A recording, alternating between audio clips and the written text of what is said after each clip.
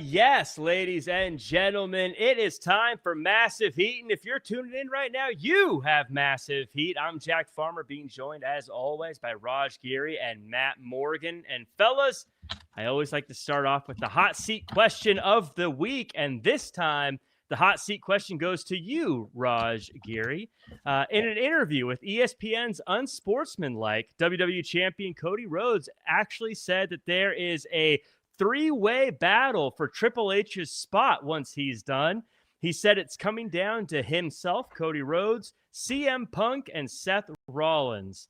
Raj Geary, I want you to pretend that Triple H has just came up to you and said, as an expert in pro wrestling, I need to choose my successor. Who do you think it should be? Cody Rhodes, CM Punk, or Seth Rollins? I've got to go. Gosh, I got to go. Probably Cody. He just has that, that figurehead deal, always wearing the suits and ties, and he just looks the part. So as far as that goes, I think Punk is obviously a great choice, and Seth's an interesting one. But I could see all three of them being involved. Once their in-ring careers are over. Matt Morgan, you've been in the locker rooms. Which one of these guys do you think, from what you've seen, would be the person to take the mantle of Triple H's role in WWE down the road? Was this a question that an interviewer asked him, or did Cody just offer this up in one of his weird Codyisms? Someone offered it up and then mentioned it, and then he went off into the. Okay, that's fair. He was asked if he would take over, and then he said that there's a kind of a three-way battle going for it. Good. For that reason, and him giving those answers is exactly why it should be him out of the three you gave me, because he being politically correct by naming two others besides himself, which is non-arrogant, right? Teamwork. But more importantly, the reason I'd say Cody's because he has experience. Look what he did when he was with AEW. He's already started doing a lot of that. And now he knows what it takes to be a top guy and the top champion in the top company. It's a whole different level.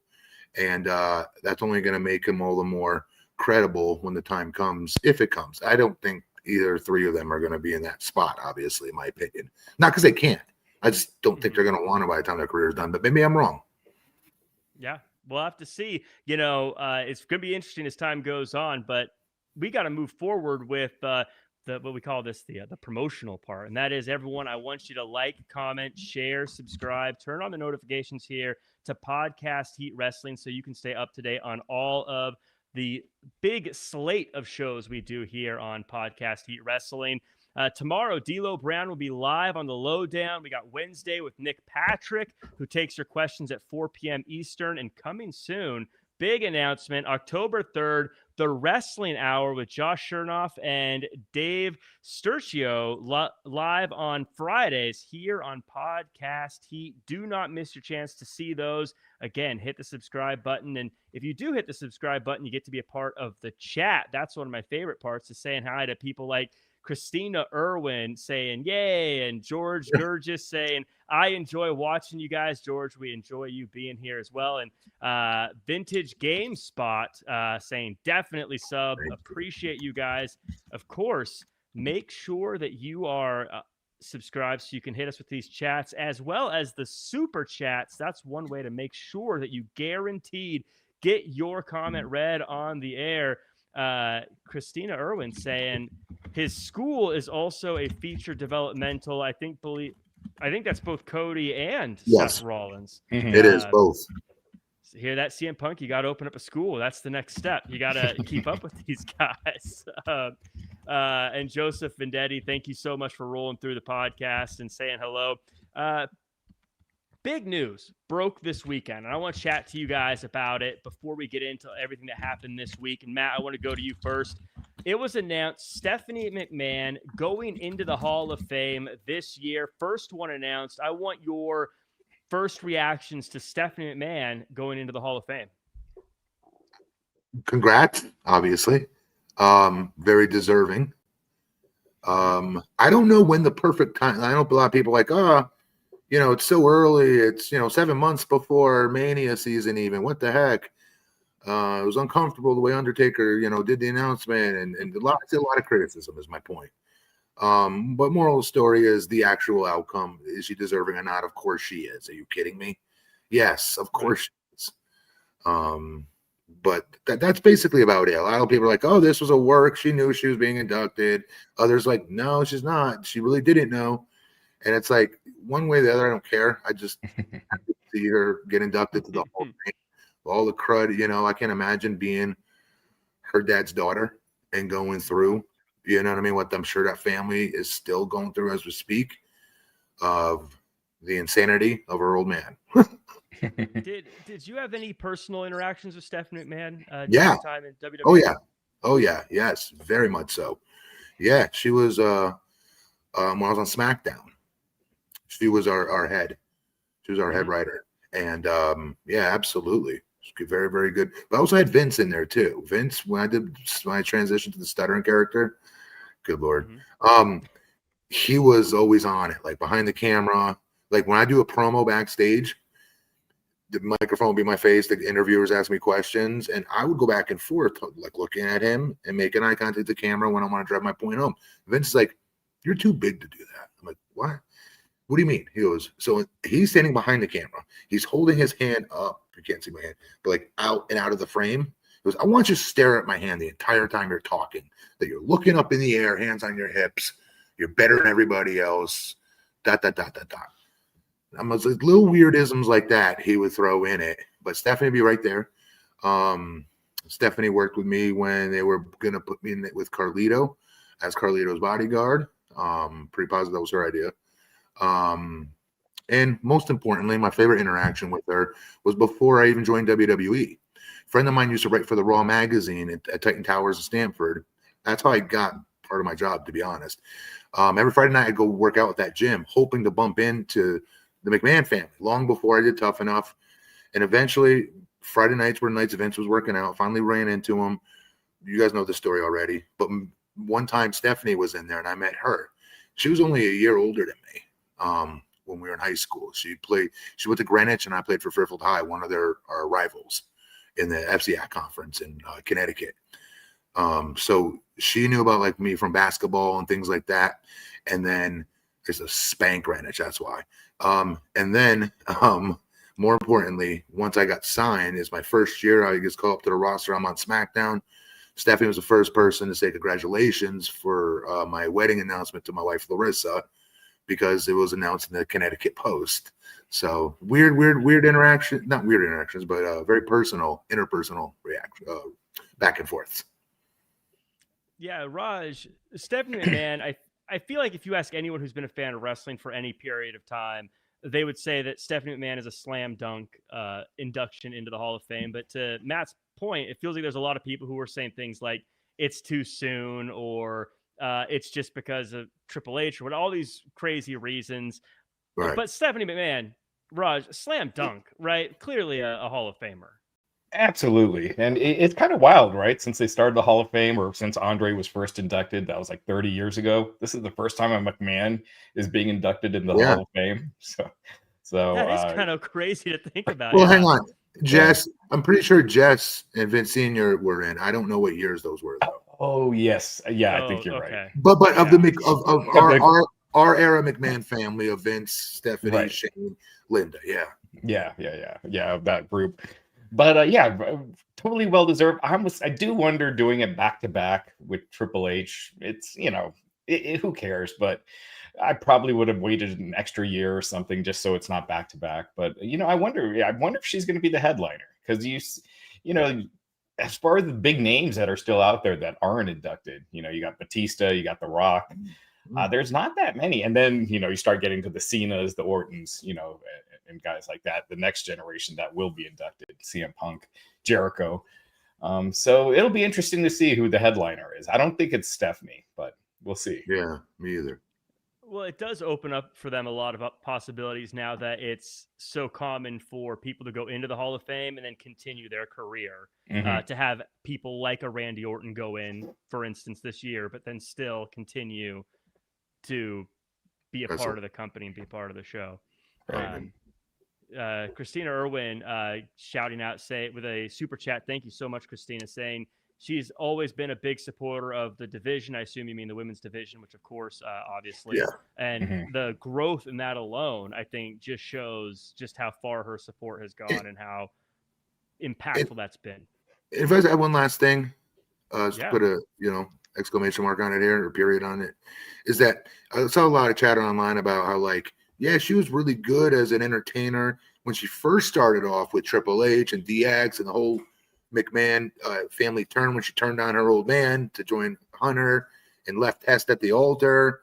Those major storylines, and she was still so young and pulled it off to perfection. It came, in my opinion, one of the best heels in our business. And I know everybody says, well, there's no payoff with her. She'd smack guys in the face and nobody could ever get their payback on her. While that's true, and it would be annoying, not in a good way of getting heat annoying like it's supposed to be. But I will give her credit for during that era of when people were getting really frustrated, she never got her comeuppance, was the Daniel Bryan angle. She poured gasoline on me, who was still working at the time. I think it was with TNA. And I'm want to see this guy get a push just like every other fan. And I used to get so irate when she's just calling him a B-plus player and talking down to him.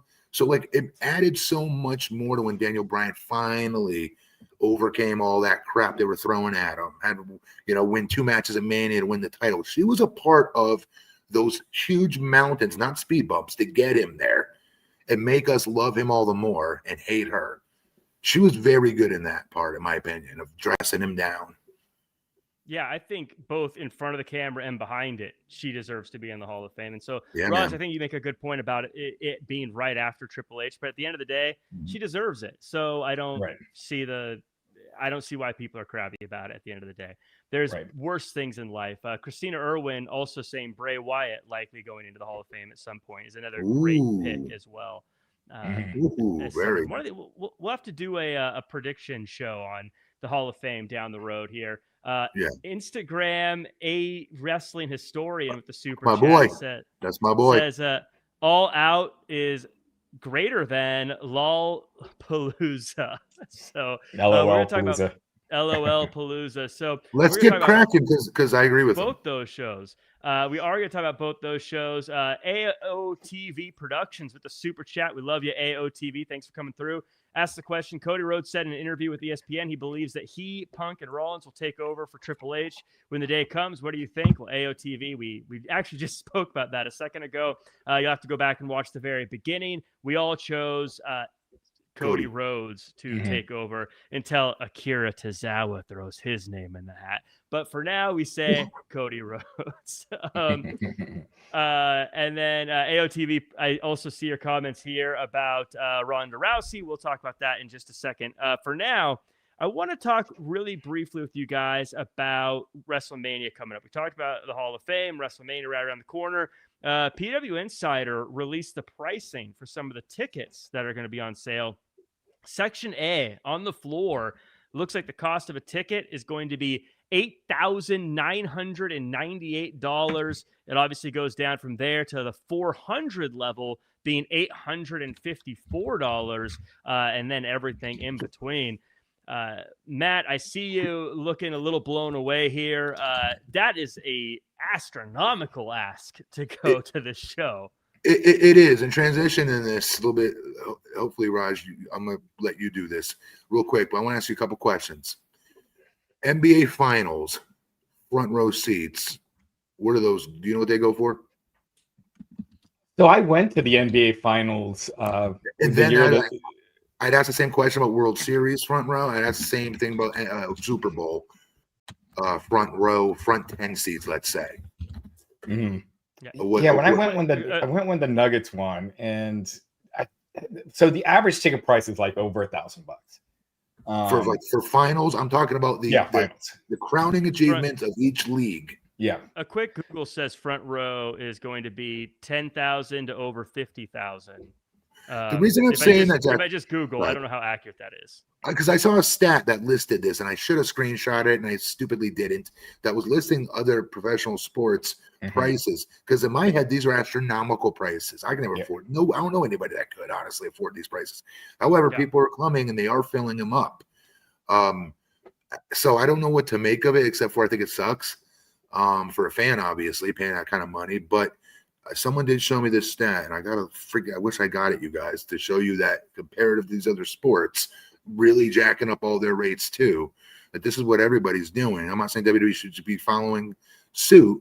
They're making hand over fist with money they're pulling in right now with their deals they've done. And their storylines aren't what they were. They're not hot. Their storylines here are just not hot anymore to me. So they're not. If I had that money, I wouldn't be giving it to them for that much. Yeah, WrestleMania is definitely higher price than the NBA Finals. But an average, yeah, it's up there. And like as Jack was saying, the cheapest ticket's like $800. Granted, 8,000. Well, the cheapest is 800. Oh, if you're in the bleachers up there with Sting, then it's $850. Right, it's $850 for like last row. Yeah, $850.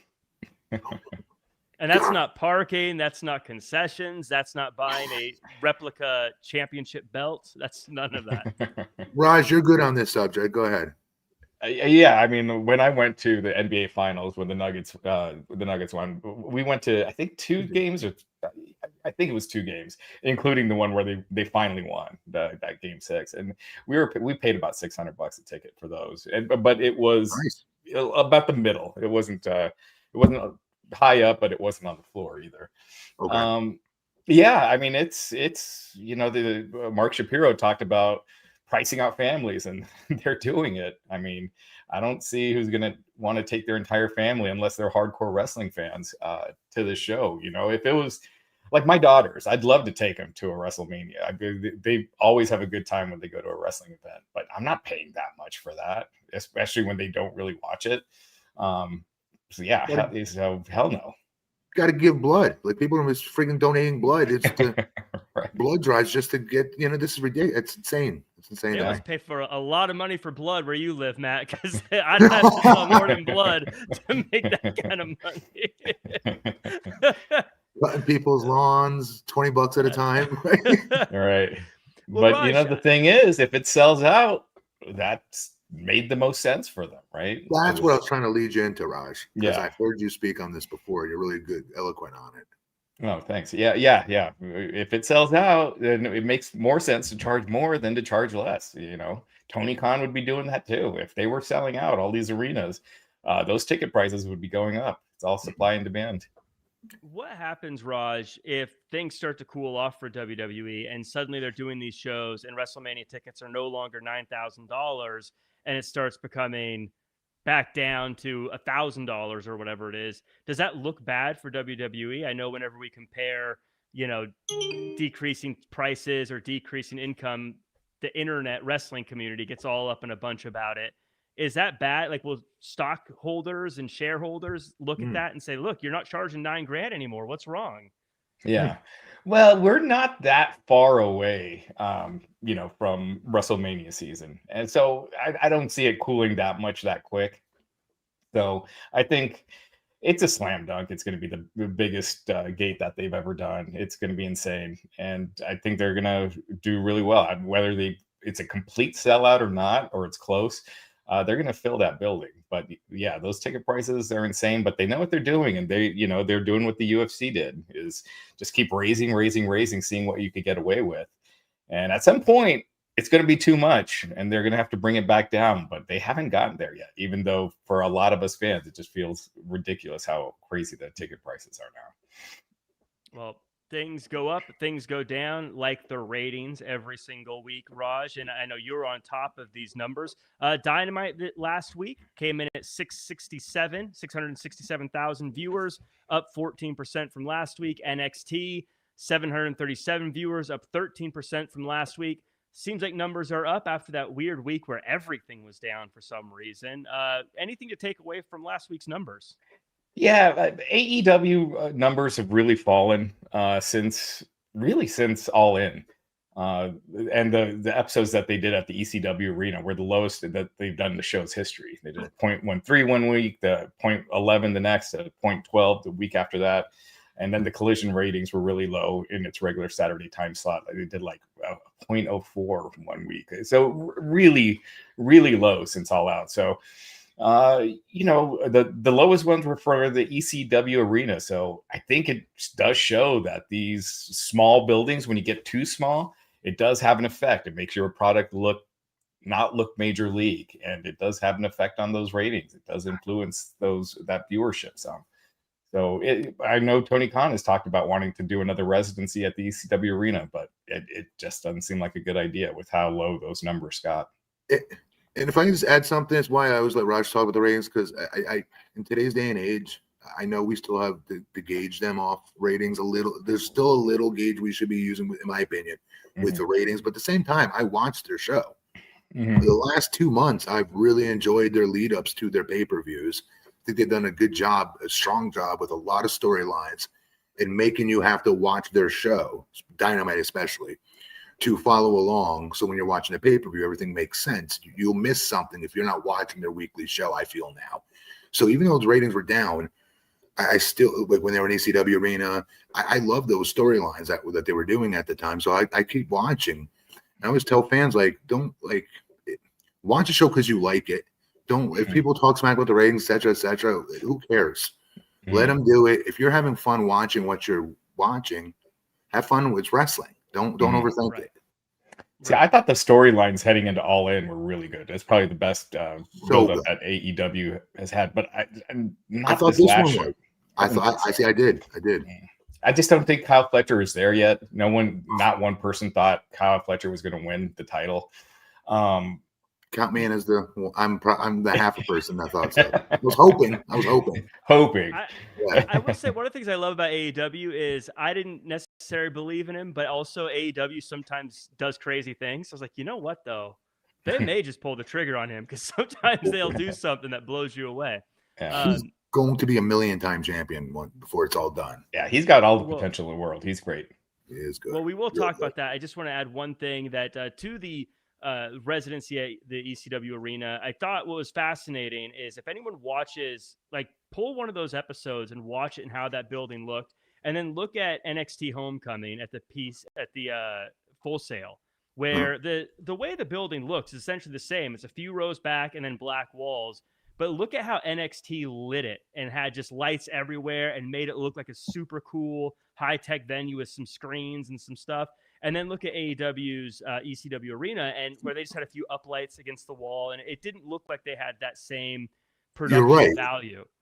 You're right, but don't you think that part of that though, Jack, was because Tony really wants you to feel the old school ECW vibe that he grew up watching?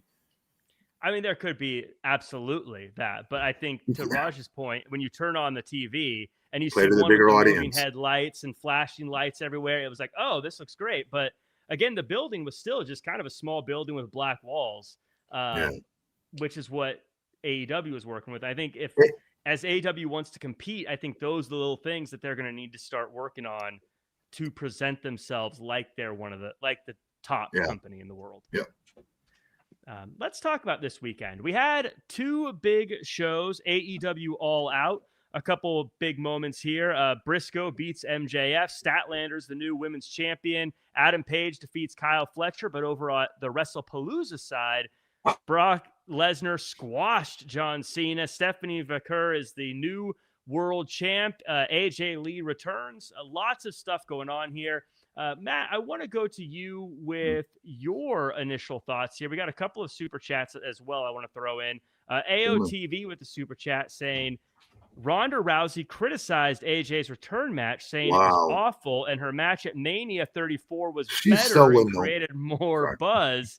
Thinks she's just bitter, as well as, hey guys, some fans criticized Becky for not selling AJ's Widow Peak finisher right. Think that's all petty. So all right, let me jump in. We'll be here all day. Yeah. Right. So listen, one, Ronda Rousey needs to slow her roll. Like, nobody cares what you got to say anymore. Stop crapping on you're in a long line of many of us that have come and gone to WWE. I talk crap once they leave. Okay, so get in line. Number two, it does look petty.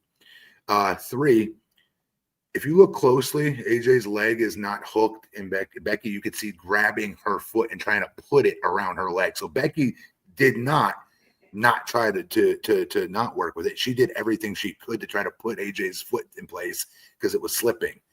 when she was going into her submission hold on her. Becky was outstanding in that match. Are you kidding me? As was AJ Lee. But can I go to your original question about the two shows really quick? Yeah, absolutely. I did feel All Out was better. Don't get me wrong. You have the huge Brock's and Cena match. That was very smart for them to start to show off with that. I thought that was brilliant. Get the people off of the AEW to come there. To be fair, I did that. But I had to catch up on AEW the next day. And I'm glad I did because I thought the pay-per-view from top to bottom was better. I had more fun watching that show than I did the WWE's presentation of Wrestlepalooza, the dumbest name in the world. Good Lord of all the names. Think of what Palooza is. Palooza is a party. It's a celebration. It's not just one thing, right?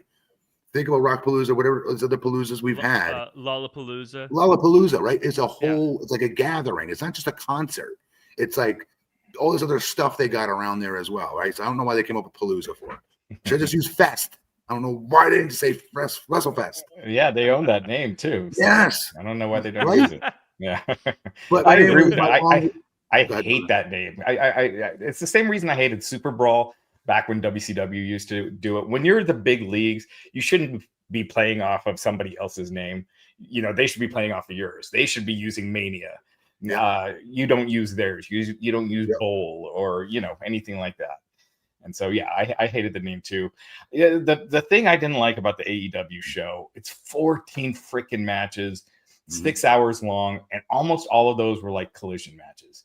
You look at the matches that really matter, there's probably like five that are really worth watching the show for you. The MJF match, obviously the main event with Hangman.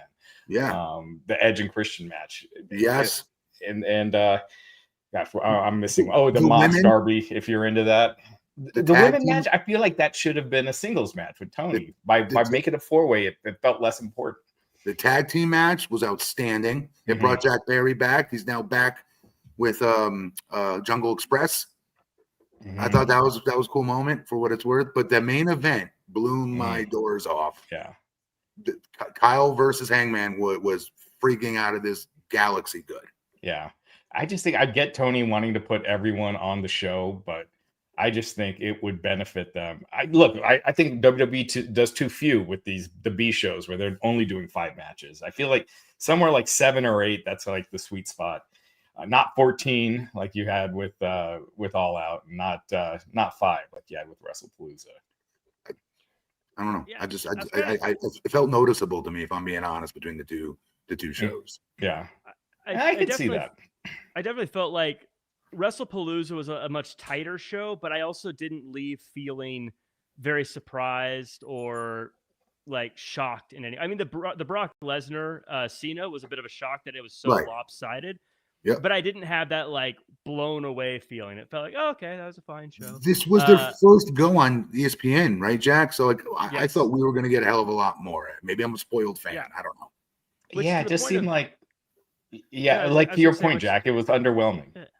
Yeah, and I felt like the name, to you guys' point, feels a little like if you're trying to get new fans on this new service, Wrestlepalooza feels like the most like uninspired. You want something that sounds cool, not like, I've been watching basketball all day, now I'm going to watch Wrestlepalooza. You know, this is what you guys. This is what our friends that don't watch pro wrestling, if they were making fun of wrestling and making up a make-up name, they would call it Wrestlepalooza. Yeah. It's like something this. Yeah, it's like something the Simpsons would use, like making fun of a wrestling show. But I and then I thought Brock versus Cena. Man, this is Cena's going away tour. He's only got a few matches left. People don't want to see him get murdered. Let him play the hits. They don't, but I'm telling you, knowing Johnny, I think he's not done. I think he'll put over another talent again, in my opinion. That's how John always wants to go out. At least he used to say that. I don't know if it's changed. I know the fans don't want to see that. His last match, he can't lose, right? Obviously, but real quick, I loved the mixed tag, by the way. I thought that was very well put together. I love when you could see CM Punk looking like he's really having fun and really into this. Like, this is a completely different side of him that I've ever seen on television. And all it takes is putting him as his wife in there. And it changes that dichotomy of his character not in a bad way, in a good way, in a lovable way, in a babyface way. He's not as prickly, right? Mm-hmm. I don't They know. should I like important if he's supposed to be the good guy. I love the He's prickly, I love the match though. I love that tag match. That should have went on last. I felt like part of the reason that the show felt underwhelming was because they ended with Cody and Drew, and I love both those guys. Yeah, but there was just something not there with that match and this feud. It just hasn't. It was short. It just didn't feel like it should be main eventing this show. It's really number 3 on this show. So I felt like that was a mistake. I think, like you mentioned with Kyle Fletcher, I don't know if anyone really believed Drew McIntyre was walking away with the title either. So that's one of the reasons it felt a little bit like, okay, wrap it up. Let's move on at this point. Yeah. But you can't. But we can do that with almost every match. I can kind of almost call. Isn't that the problem though? Is like I don't know if any of these matches was that surprising outside of Brock winning. Like, does it really shock you that the Vision won the tag match? Or does it really shock you that CM Punk and AJ? I would wager if we did predictions, we all would have been just about right except for Brock and Cena. Yeah. Although I thought it'd be interference in that tag match with the Bronze versus the Usos. I did not see the Usos just losing like that. But then when they introduced LA Knight as the ref, I'm like, okay, yeah, it sounds going to get screwed up with Jay here somehow. Yeah. But then LA Knight didn't really do anything. It was just kind of pretty straightforward. Actually, Jack, I did post my predictions on Twitter and exactly what you said. I had them all except for the Brock match. But overall, it was too much between the two shows. I have my limits, you know. Yeah. And I just felt like from a marquee standpoint, I thought All Out was the weakest show that AEW has done this year, just from marquee, not the in-ring action, but as far as like storylines. And like, you know, comparing, you know, when you had Omega versus Okada and Hangman chasing Mox, it just felt weaker than the other shows. You had Edge and Christian. You had Edge doing the John Cena but they already teamed together last month. They like it would be one thing if this was their first match together as a team. Yeah. But by already having them team together, you know, a lot of that the newness or whatever you want to call it. Oh, new car smell. Yeah. I forgot the 6-man. The 6-man was off the hook too. Go back and rewatch that. Not the 6-man. The 30-man, the Okada match. Yeah. Okada, Takeshita. Yes. Yeah. Yes. Because I wanted to see those two, but what was the third guy's name again? I believe it's from CMLL. I'm pretty sure. Durasco, something like that. Well, whoever the third party masked man was, stole that match a little bit. Like he was in that match a lot of the time, which was smart because I want to see those two others against each other in singles. I just thought they did a good job layering their stories to get us here. And I would tell fans, what? Yeah. Dorada, by the way. Dorada, thank you. Yeah. And it's disrespectful to me because he crushed it in that match. But again, I'm telling you, because I really legit watch Dynamite every week. And I felt like if I didn't watch it, I wouldn't have cared about this pay-per-view because I have been watching it. I did care about it. And that's exactly what I always used to criticize them for, was that they're just putting out matches for the sake of matches because they're fantastic wrestlers, best in the world. If you do it from beginning to end, in my opinion, their shows are always going to have better in-ring wrestling from top to bottom, in my opinion. However, the complaint was always no storylines. Now they're doing it. We got to give them their flowers when they do it, at least in my opinion. I think we'll have to see how the payoff is as the weeks go on. I'm a little concerned with like Briscoe getting possibly one of the biggest wins of his career, beating MJF clean on pay-per-view. I feel like that should be a world title shot coming his way now. But now he's just going to go into a 6-man tag that's really there to bring back Orange Cassidy. Little worried about that. Little worried about how Kyle Fletcher, like what's next for him? He just took a big loss. Like, how do we get him back on track? So there's a few things that I'm a little worried about, but it's all stuff that on Wednesday could be totally alleviated. And I go, oh, this was great. But I feel like I'm a little concerned with how things panned out on that show, on All Out. Okay. Christina Irwin with the super chat says, speaking of Hall of Fame, what about TNA and Mickie James? For those of you who don't know, it was announced that Mickie James is going into the TNA Hall of Fame, which I think is more than well deserved. Matt, obviously being a TNA veteran, thoughts on that one? Definitely very, very deserving. I remember when we were in the process of hiring her. She had long gone, but non-compete was over with WWE. Me and Dixie went to this NASCAR event where I got to do the gentleman start your engine gimmick. And it's my first time ever being there. I knew nothing about NASCAR. And Mickie, we're in Virginia. So that's where Mickie used to live. I don't know if she still lives there or not. That's where she used to live. I called her, got her to meet us there. And Dixie had this really decked out trailer because they had a bunch of huge trailers, like in the parking lot where people and the NASCAR family people would chill out in these like huge custom, gorgeous mansion looking sized trailers, like nicer than my house trailers. And I walked in and there's Mickie sitting there. And she's like, "Oh yeah, me and Dixie already talked. I'm coming." And I was like, "Yes, hell yeah!" So Mickie, I grew up with her in OVW from my first day on, or no, my second week, I would say. Mickie then got signed a little bit after me. And Mickie was one of the boys from day one. That's why you never hear anybody talk smack about her. She's one of the funniest people on the planet, one of the most charismatic people on the planet. And when you're wrestling each other in a warehouse full of just wrestlers watching your matches as you're doing practice matches, she was the best fake fan on the planet. But then she was also so funny. So she would start making the other wrestlers chant, "You're not over," to the babyface. And she's hilarious woman. Love her to death. And so happy for her. Very happy for her. Mickie is one of those wrestlers that I always forget she's not in the WWE Hall of Fame. I always kind of assume she is. She's not. No, she is. No. Really? Yeah. No. She's not in. That's wild. I didn't know that. Go back and watch her punches on YouTube, folks. Until this day, I will always say she has one of the best punches in the business, guy or girl. It looks so snug. It looks so good.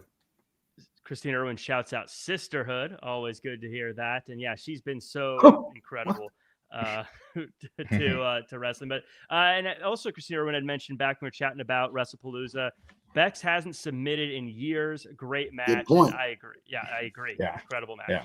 They knocked it out of the park. Good point there. So let's talk a bit about Monday Night Raw. We just finished watching that, and we're already on the road to Crown Jewel. We start off with Seth Rollins and Cody Rhodes. They have the stare down, and they're talking about who the better of the two is. Raj, I don't think this was explosive or noteworthy, but I thought they did a good job of sort of setting the stage and creating the tension in a realistic way instead of just, I hate you, I'm going to beat you up. But really Cody being nice, Seth Rollins finding something to not like about it and building from there. Yeah, I really liked it. It was different, which I liked. It wasn't the usual, I'm going to prove I'm better than you. You're better. It was, they did it in a different way. So I liked how they did it. I thought Seth was really good on this show. Mm-hmm. And Cody too. Cody was great. You notice, you talking about tonight's opening promo? Or are you talking about? Okay. Yeah. Cody, if you really listen to him, sometimes he gets I used to say he used to get too fancy for his own good with the vernacular he would choose to use. He's a great communicator. He's got a plethora of words in his vocabulary to choose from at his disposal. And it sometimes used to look forced. But now if you watch what he's doing, he's putting this extra bass in in his voice when he's driving his points home that reminds you he's not that just squeaky clean baby face. He still can kick your ass. And he did it tonight in this promo to perfection when it was capping off and ending that promo after Seth just ripped that promo apart. Seth did a great job, like you said, in this promo. He sold tickets, in my opinion, with that promo tonight. Mm-hmm. Seth did. But then Cody did his part at the end. I think I think you guys hit the nail on the head. It was a great promo. And now I care about that match. Mm-hmm. And the one good thing with these Crown Jewel matches, even when there's not the title on the line, is it makes it more unpredictable. Like you could go either way with it. I was thinking the same thing. I go, Seth can go over here and it'll be okay, and nothing bad with that. Yeah. Yeah. I hope he does. I'm a big Seth fan. I do too. I hope and I think he needs to get some big wins. I think. Yes. I feel like he spent years being the guy that people like Cody got over on. He needs 100%. to start getting over on these people. Matt, is Brock Lesnar part of the vision or connected to Paul Heyman, or do you think that was just a one-time thing for John Cena's farewell? So when I texted him this morning and I asked him, say, "Hey Brock, is it true you're part of the?" I'm joking. I was on the edge of my seat for a second. I was like, "Oh, breaking news!" To put in perspective, you couldn't text Brock at one point in time. You'd have to go through Rena. You'd have to go through her to get to him if you were going to send a text. By the way, this is like years ago. Though this is like when he was doing K1. Was it? It was before he signed with UFC. Yeah. Desperately trying to get him to come to TNA. I know that was he was never going to do it, but we tried. Kurt did too. But is he part of the vision? The only thing I don't like I do like it. Don't get me wrong, because that's a badass group. But now you got three. You have two guys that are supposed to be the heavy, and Brock dwarfs them in height and muscle. Braun Breaker's a big dude. Don't get me wrong; he's very muscular, but he's not tall. Brock is tall plus muscle. It just, I wouldn't. If you're trying to make those two guys, you're heavy. You can't call them heaters anymore. They're not supposed to be heaters. They're supposed to be stars now in this, very, very important group, this heel group. So I just think you keep. As much as I want to see Brock back with Paul, just for my entertainment, because Brock now doesn't care and he just does things off the cuff, and it's always hilarious when he does it now. But at the same time, I don't want to see it at the expense of Braun. Braun Breaker is a future Hall of Fame, potential Hall of Famer and multi-time world champion, and he's got the Brock Lesnar vibe and feel to him when he comes out to the ring by himself to his own music. He's got that vibe, and I don't want to see the real Brock Lesnar kill that because of just the vision, pun intended, the vision of both them being on screen there and Brock just looking down at him and homeboy coming up to his chest. Right. Yeah, there's very few people who can stand next to Brock and look like the muscle. Very, very, very few. Unless you're Matt Morgan, then it's no big deal. That's just then it's just a day of the week, right? Me and Nathan dwarfed him at our biggest. I've said before, whenever I look at that Survivor Series team, it looks photoshopped. Like, how does Brock look so small in this crew? But yeah, I have a feeling he just was with John Cena, or just for that John Cena match, so you could have that like feeling of a farewell and all that fun stuff. Okay. And Brock, but you can still put Brock back together with Paul without having him with the Vision. Because Brock's a loner. He's never been in a group since he's been back since this 14-year post-UFC run in WWE. He has not had one tag match. He has not have been in a Survivor Series. Nothing. Really? Yeah, he's always been. Do you count the one he had with Cody when he turned on Cody 5 seconds into it? I don't think the bell ever rang. No, for that, because right? look at the outcome. It was him putting himself over again. No, but I mean, it was a match. It just didn't work out good for his partner. I don't think the bell ever rang. I think so. Yeah. Even so. To your point, though. Yeah. Either way, not a good person to pick as your tag team partner. He's a loner, and he's best served that way. Bayley seems to want to remain a loner sometimes not. She has a match with Roxanne Perez, and Lyra Valkyria is out there, and Bayley gets the win. But after the win is over, Bayley suddenly doesn't want to hug Lyra and gets crabby at her again. Matt, I want your thoughts on where Bayley's at. Are you having fun with this, or does it give a little Festus? No. Do you remember Festus? No. It's so hard to.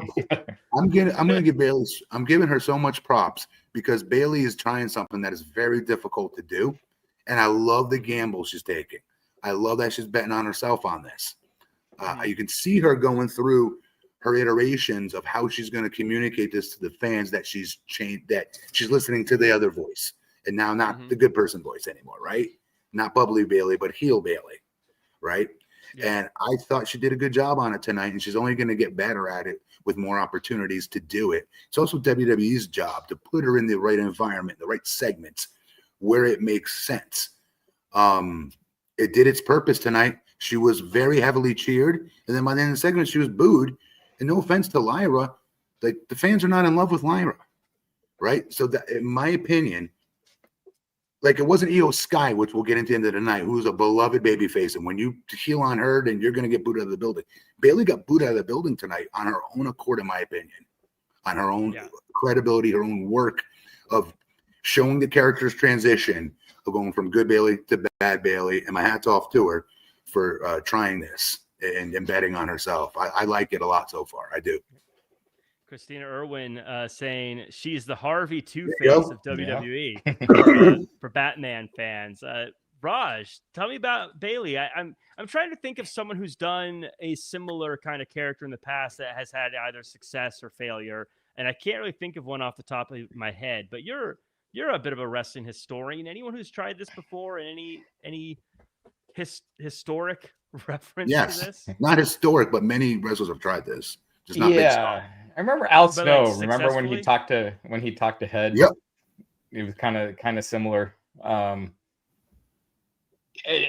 Saturn talking to the Mop. I didn't like this thing. There's a bunch of people who have tried something of this ilk. Yeah, like the multiple personality thing, but not as big of a star, in my opinion, as Bayley. Yeah, and Bayley, you can tell she's really into it. Like you said, Matt, you could tell she's really sinking her teeth in. She's enjoying it. It's kind of given her just a good refresh, a new coat of paint. And so you can tell she's really enjoying it. I like it. I think she's really outshining Lyra in these segments. She's really good at these. So I like it. It's something different. She had gotten a little stale there for a while. So this is really cool. Bayley, I think, is one of the most underappreciated female wrestlers in wrestling, because I think I'll look at her as one of the as great, but she really is one of the best. You can put her anywhere and she is successful, and she turns it into something, whether she's champion, tag team, working with someone new, doing some new. I mean, she can be good guy, bad guy, whatever you need her. It's incredible, her range. And I don't know. It's unfortunate. I don't think she'll ever be in that conversation of the best, but I feel like she should be. I feel like she should be in that conversation with Charlotte Flair and Becky Lynch and everybody else that we talk about being the all-time best. Mm-hmm. I still keep those four together. I still keep those four together. I have them ranked, obviously, 1 through 4, but I still have her in that category. Don't keep us in silence here, Matt. Let's hear your ranking. Let's rank the top 4. Oof. When it's all said and done, can we do it that way? Yeah. When it's all said and done, Charlotte won.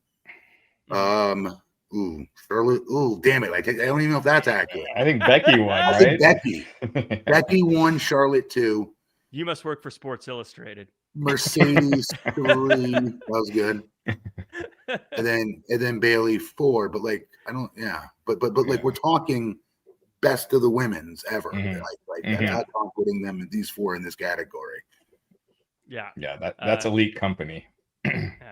Christina Irwin says she's a future Hall of Famer. Slam dunk. Yes, I think absolutely. she can retire today, and she's absolutely a Hall of Famer. I think all 4 of them could retire today, and they're Hall of Famers. Yeah. Yes. Absolutely. Easy. Definitely. Yep. People who are fighting to still get mentioned in the Hall of Fame. Rusev, he wants his shot at the Intercontinental title, and he's bullying poor Dominic Mysterio, who gets in a bit of an argument in the clubhouse before sending JD McDonough to try to deal with Rusev. Rusev beats up JD pretty badly. And then before Dom doesn't want to help at all. So he stays out until Finn makes the save and is unhappy. Raj, this is just... How is and this is for you, Raj, this is for anybody else, how is Dom Mysterio not your favorite wrestler if he's not your favorite wrestler? He is always entertaining. And Rusev, his return has been a little lackluster, and I feel like this Dom feud is making him entertaining again. He's involved with something entertaining. I mean, his matches with Sheamus were always great, but it's not like it was fun television outside of that, and this is this has been pretty great. And anything Dom is mixed up with is just gold. He is I don't know if underrated is the right word, but he doesn't always get his flowers when he should. Yeah, Matt, thoughts on this pairing? When I first heard or realized Rusev and Dom were gonna have a little program together, I thought, I don't know, but man, this is becoming super fun. I'm loving it. It is. It's fun. It's funny. Good heat on Dom, chicken-ish, heel stuff. Just all around great, and it's great for Rusev. Like Raj said, this is a great highlight for him to really show what he can do. Because his return has been lackluster. I'm not saying it's his fault, but the booking hasn't been fantastic for him. And to be fair, like what does he do? What does he come back and do that he didn't do before? Is he now a heavyweight champion contender guy now all of a sudden? No. He's in that middle of the pack, the mid card of the show. And a lot of people always put down the term midterm. I'm like, not midterm. Jeez. Mid card guys. Like that's something to make fun of. It's like, no, like that's an important part of the card too. But I don't know. I think he's in great hands with Dom though, and that if he's going to look good doing something, I think this gives him his best shot to do it because he needs the character development part now down more than ever. His body looks amazing. His in-ring work has always been incredibly good. Just needs that right storyline, hopefully to hit, and hope this is it for him. Maybe let's see. Christina Irwin says with the super chat, he's paying tribute to Eddie well, that being Dom Mysterio. Absolutely. Just killing it, Dom Mysterio. One of the bigger stories of the night was what was going on with the Usos and LA Knight. Jimmy wants to work with Jay, but Jay's blaming Jimmy for all of his troubles. Even Cody Rhodes is trying to cool Jay down, but LA Knight's looking to heat things up. Yeah. So they have a match, and it goes well until the Vision gets involved, costs LA Knight the match.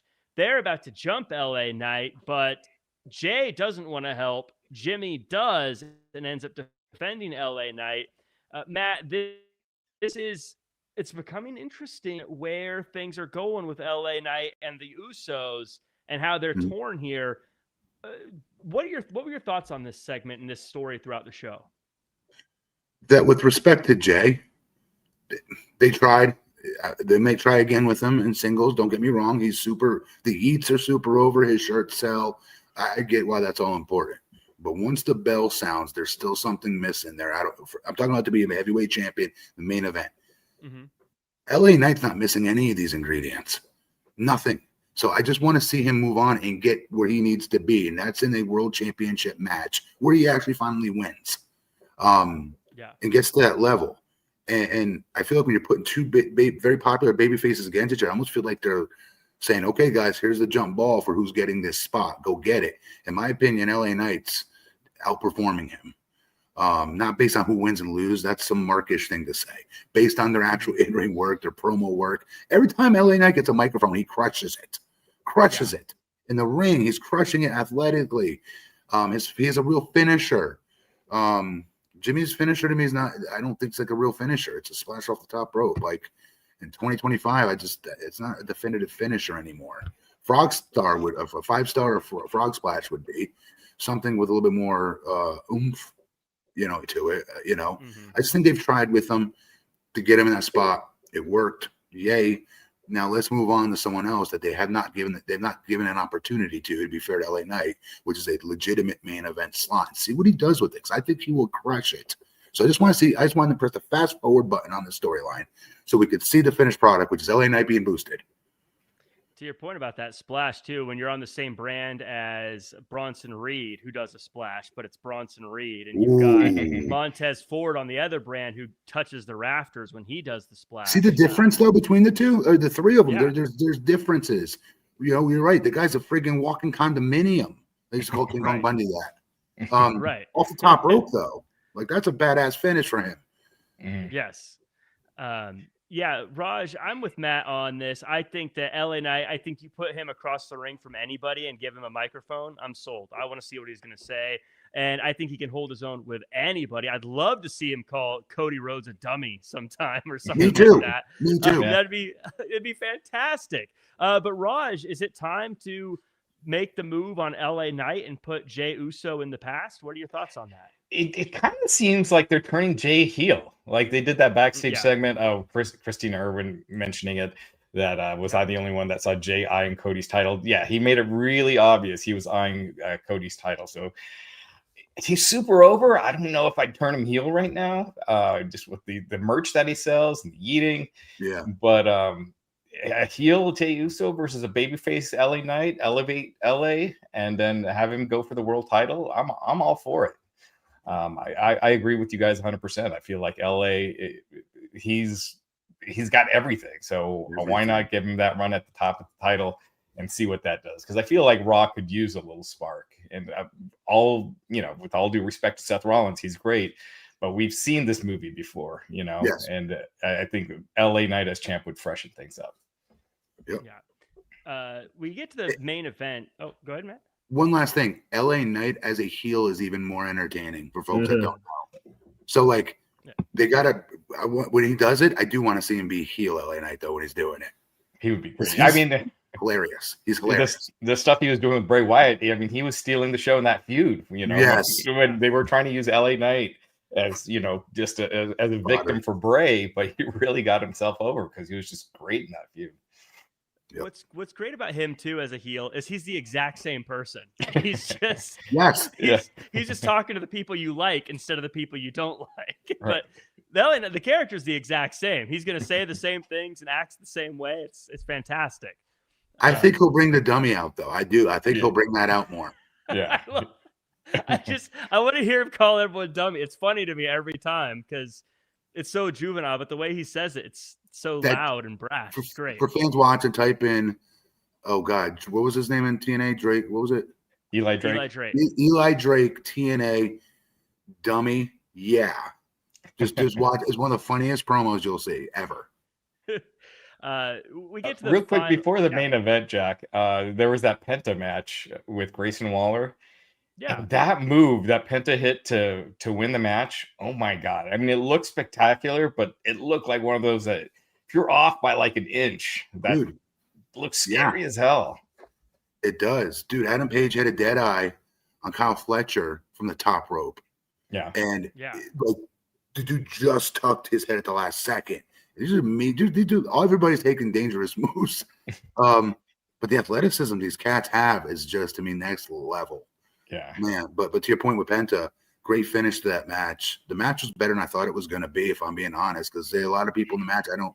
Not a lot of people. I like Woods the most. Mm-hmm. I want to see them do more with him, honestly. Mm-hmm. But great match actually. Yeah. Woods, by the way, one of those guys where you see in person and it's just a house of a person. You don't think of him when you see him on TV, but if you see him in real life, like, geez, you're about as wide as you are tall. Like, he's jacked and he's charismatic as hell.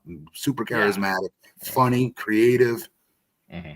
I think if he didn't spend so much of his career next to Big E, we'd be talking about how jacked he is. But it's kind of like Shelton Benjamin is also jacked, but he's right next to Bobby Lashley. Right. So you don't. Good analogy. But yeah, we get to the main event. Asuka versus Ripley. These two have been going at it back and forth backstage for weeks now. They finally get into the ring, and Kairi Sane reluctantly tries to help out Asuka, ends up getting taken out for her troubles. Rhea gets the win, but Asuka uses the mist to blind Ripley. Then Io comes out, and then Io gets attacked again reluctantly by Kairi Sane. Raj, we have seen these women going back and forth. Finally, the powder keg explodes, and now it looks like battle lines are being drawn. Yeah, I liked it. I thought this match was really, really good, and I thought the ending storyline was great. Like, sometimes they take way too long with these breakups and people turning on someone else, and I like that they didn't drag it out too much with this. I thought it was really great. I love that closing angle. And I like that the closing angle was not involving the Vision, for like the first time in months. Yeah, or Jey Uso, Jimmy Uso. Yeah, you're right. Yeah. Mm-hmm. One thing though, what the hell was Kairi Singh doing during? You guys all saw it. I wanted to text you immediately when she's doing this during Asuka's entrance. And then it was like Thriller. It is a Thriller dance, and there's like a 5-second clip where the camera's on her and she's just beaming with this huge smile up against the camera lens doing it. And I was just like, "Is this a rib? Are they ribbing her?" But she's such a great. This is why. This is a great example of Japanese talent that can work. It can go inside the ring. And the company is finally, because when Vince was there, he would not put this kind of time and energy into a lot of their foreign talents. I was put it to you that way, right? Like we used to be annoyed with it. All right. And then if you watch this storyline develop, right? Like they put so many layers to it. They brought us on a week by week, episodic journey that made us care about these women and their friendships with one another. There was entertainment and there was some hilarity in it with how Asuka would always yell at Kairi saying at the end of the promo. It became its own thing. Where now the sympathy that Kairi Sane that the Kairi Sane is going to have one day, she's going to have so much sympathy. I know right now she's being forced to beat them up. If you go back and watch, Asuka was making her do it, etc. And then she did. She would jump on them, both Rhea and Io. But did you hear Io's pop tonight? The crowd chanting EO, EO, EO. It goes to prove if you can put time and value into any superstar, if they're good promo or not, the fans will come with it. But you as the writers have got to write for them. You got to put them in positive scenarios that fans can identify with. And every fan was watching all the backstage skits with Io trying to be friends with Rhea Ripley, the most popular babyface in the show, the whole company. And she got more popular from that. Not just the interaction, but the fact that she was always being healed on by her so-called two best friends, especially Asuka mainly, bullying her. That no, we don't need her. She's not our friend. It might seem like elementary storyline to some people, but it worked. You heard the reaction when she made the save for Rhea tonight. That's the loudest I've heard them chant Io Sky, and if not ever. And it worked because they made her a sympathetic babyface. They wanted to see her kick Asuka's ass finally. And then Asuka's got all this heat, world of heat. And then bullying Kairi Sane to do all the dirty work, like that's major heel stuff. Great. Whoever wrote this, great job. I don't know who wrote it. Fantastic job writing this. One of the things I love about it too is that there's kind of a gradient of good to bad between all four of them, where it's not just like these two are clearly good, these two are clearly bad. It's you've got Asuka, who's terrible as far as being a bad guy. You got Kairi, who is clearly doesn't want to be the bad guy, but is kind of bullied into it. Yes. And you've got Io Sky, who used to be friends with them, but is trying to not be that way. And then on the very other side, you have Rhea Ripley, who just wants to be good tag dominant matches. champion. And great tag matches coming up. Great tag matches coming.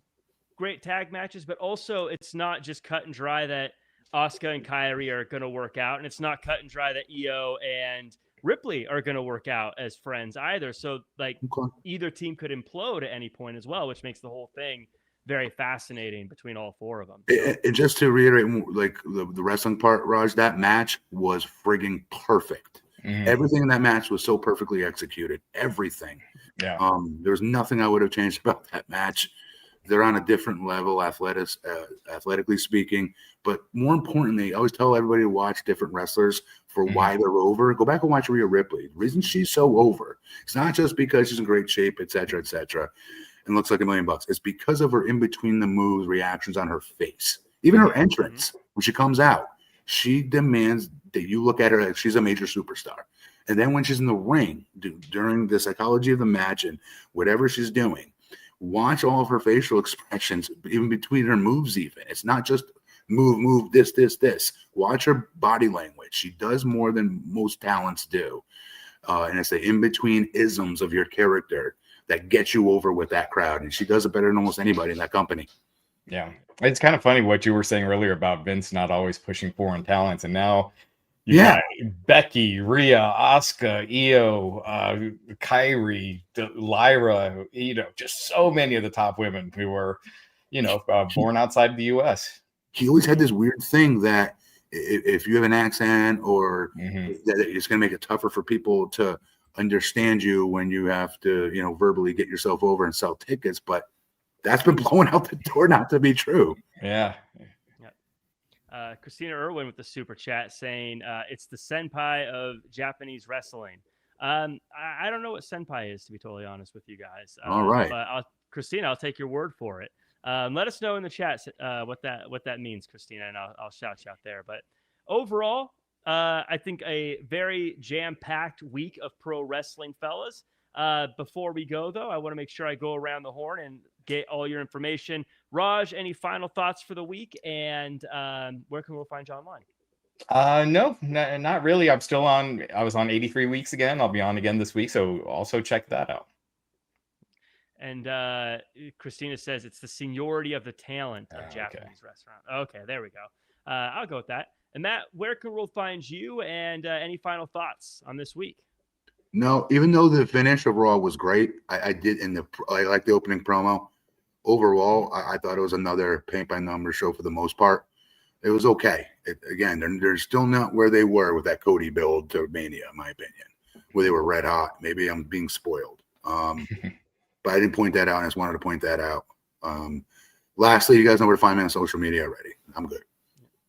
All right, and make sure to follow everybody podcast Heat Wrestling, and make sure to hit the subscribe button, like, comment, and share, of course, as well. A lot of big stuff coming up on the slate.